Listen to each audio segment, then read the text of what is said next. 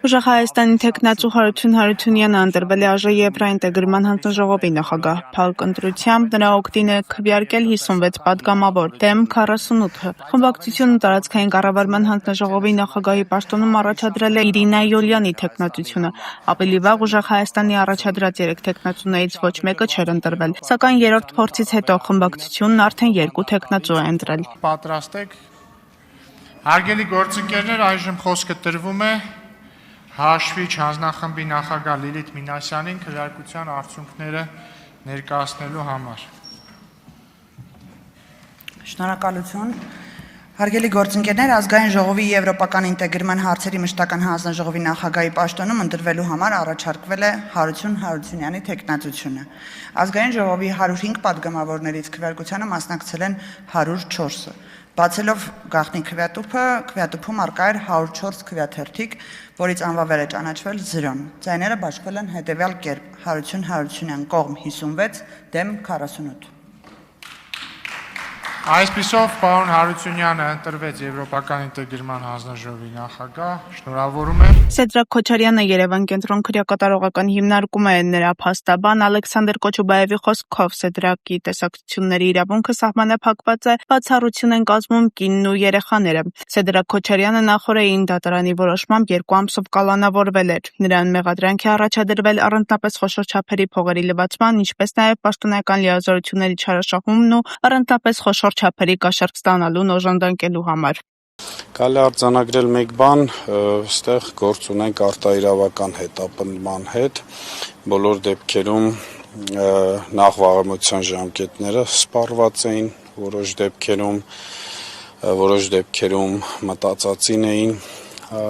բայց քանի որ նաև մի փոքր խնդիր ունենք նախաքննական գաղտնիքի հետ կապված, այսպես շատ տվյալներ հանրայնացնել չենք կարող,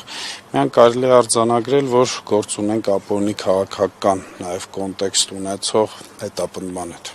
Ռուսաստանի Դաշնության Պետդումայի նախագահը Հայաստանի քաղաքականությունը ցինիկ եւ կեղծավոր է անվանել, կոչ անելով հստակ կողմնորոշվել ԵՄ-ի եւ ԵԱՏՄ-ի միջեւ։ Վոլոդինի խոսքով, եթե Հայաստանը որոշել է գնալ դեպի Եվրամիություն, ապա չպետք է միաժամանակ օգտվի ԵԱՏՄ-ի արտոնություններից։ Նա նշել է, որ Հայաստանը պետք է հստակ հայտարարի իր ընտրության մասին։ Ի պատասխան Պետդումայի նախագահի ԱԺ նախագահ Ռուբեն Ռուբինյանը հայտարարել է, որ Հայաստանը որևէ քայլ չի անում ՌԴ-ի հետ հարաբերությունները վատթարացնելու համար։ ԱԺ նախագահը նշել է, որ ԵԱՏՄ-ի շրջանակում հայտնտեսվարողների նկատմամբ կիրառվող սահմանափակումները չեն համապատասխանում միության կանոններին։ Ռուբինյանի խոսքով ԵՄ-ին անդամակցության գործընթացը շարունակվելու է եւ հետագայում հանրաքվե անցկացնելու համար նախ անհրաժեշտ է պաշտոնապես դիմել ԵՄ-ին։ Ես կարծում եմ, որ հայկական տնտեսվարողների դեմ կիրառվող անարդարացի եւ անտեղի սահմանափակումները չեն համապատասխանում ոչ Հայաստան-Ռուսաստան հարաբերությունների ոգուն, ոչ էլ առավել եւս Եվրասիական տնտեսական միության կանոններին, որովհետեւ ես ուզում եմ հիշեցնել, որ Եվրասիական տնտեսական միության գոյության ամբողջ իմաստը ապրանքների ազատ շարժն է եւ անմաքս։ Իսկ այստեղ մենք գործ չունենք ազատության հետ առնվազն դե ֆակտո։ Ինչ վերաբերում է Եվրամիության անդամակցության կամ թեկնածու դառնալու դիմումին, հայտնի փաստ է, որ հենց մեր ԵԱՏՄ գործընկերներն են մեզ ամեն ջանում, որպեսզի մենք դա անենք մի պարզ պատճառով, այսինքն ինչու այդպես ստացվում, որովհետև նրանք անդադ ասում են, որ մենք պետք է հանրաքվե անցկացնենք, իսկ հանրաքվե անցկացնել Եվրամիության անդամակցության հարցի վերաբերյալ հնարավոր է միայն, երբ որ այդ հարցը ձևակերպված լինի եւ այդ հարցից բխող հանգամանքները հայտնի լինեն, այսինքն հնարավոր չի ուղղակի հանրաքվե անել։ Ուզում եք դառնալ Եվրամիության անդամ, եթե դրան հարակից գործողությունները արված չեն։ Դրա համար հանրաքվեն հնարավոր կլինի անցկացնել միայն այն բանից հետո, երբ մենք դիմենք Եվրամիության անդամակցության համար, ստանանք համապատասխան արձագանք, ստանանք համապատասխան դրական արձագանք, ստանանք համապատասխան ավելի հստակություն քայլերի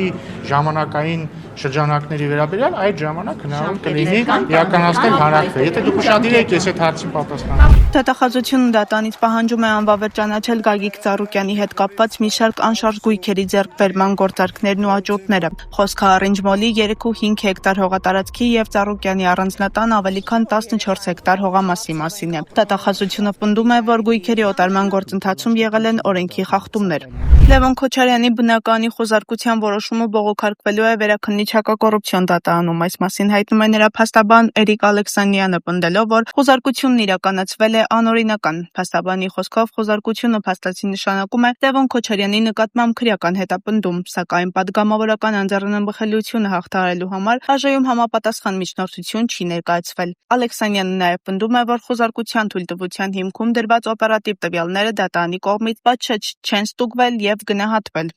Սերժ Սարգսյանի նկատմամբ խափանման միջոց է կիրառվել բացակայելու արգելքը։ Երրորդ նախագահին մեղադրանքի առաջադրվել Ռոբերտ Քոչարյանի գործի շրջանակում ծանր հետևանքներ առաջացրած պաշտոնական լիազորությունները չարաշահելու համար։ Նախորդին Սարգսյանը անդրադառնալով իրեն ներկայացված մեղադրանքին կարճ արձագանքել էր. «Բան չեմ հասկանում»։ Նա նշել էր, որ գործի նյութը ստանալուց հետո կխոսի։ Ճամբարակ Վահան ավտոճանապարհին 7 զինծառայողի վրայերթի ենթարկելու դեպքով երրորդ անձն է ձերբակալվել։ Քննչական կոմիտեի փոխանցմամբ նրա նկատմամբ հանրային քրեական հետապնդում է հարուցվել իշխանազանցության կամ իշխանությունը չարաշահելու հոդվածով։ Մինչ Պաշտպանության նախարարությունից հերքում են, թե վրայերթի ենթարկված զինվորները հակագազով են եղել, Blog News-ի գլխավոր խմբագիրը Արամ Գևորգյանը պնդում է, որ Սուրեն Վարդանյանի թաղման օրը նրա դեմքին հստակ երևացել են հակագազի հետքերը։ Գևորգյանի խոսքով վրայերթից մահացած Սուրեն Վարդանյանը, ով նախ տարկետում էր ստացել 1 տարով, ապա սահմանափակումներով էր զորակոչվել բանակ, փաստացի պատժվել է իր առողջության համար խիստ վտանգավոր եղանակով եւ ենթադրաբար հենց առողջական վիճակով պայմանավորված վերջին նվազել եւ բեռնատարի հարվածը հենց իր վրա է վերցրել։ 7 օր անց ինչ-որ շտաբի պետի են ձերբակալել։ 3 ծնողները վրդովված հարցազրույց տվեցին։ Այսօր նոր տեղներից իրար եկան, բայց գրեթե վստահ եմ, որ պատժվելու է միայն բեռնատարի վարորդը։ Արդեն հերքել էին, հակագազով չեն եղել։ Հովիկ Աբրահամյանն անդրադարձել է որդու Արգամ Աբրահամյանի նկատմամբ առաջադրված մեղադրանքին, որը համարել է աբսուրդ։ Նա ընդգծել է, որ իրեն ճանաչող մարդիկ գիտեն, թե որդին ինչպիսի մարդ է։ Նախկին վարչապետը սակայն չի պատասխանել իր խնամի Գագիկ Ծառուկյանին վերաբերող հարցերին։ Պարոն Աբրահամյան, ձեր տղան կալանավայրում է,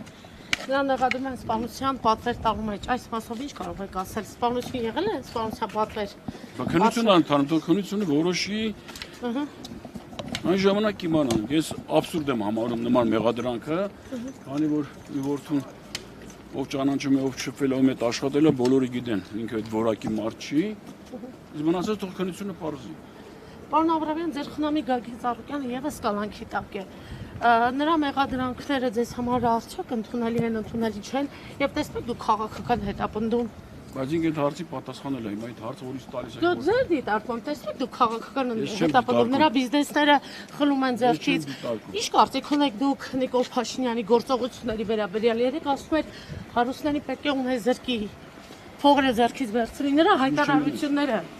ազգային ժողովում, երբ լսում եք, ինչ կարծիք եք ունենում։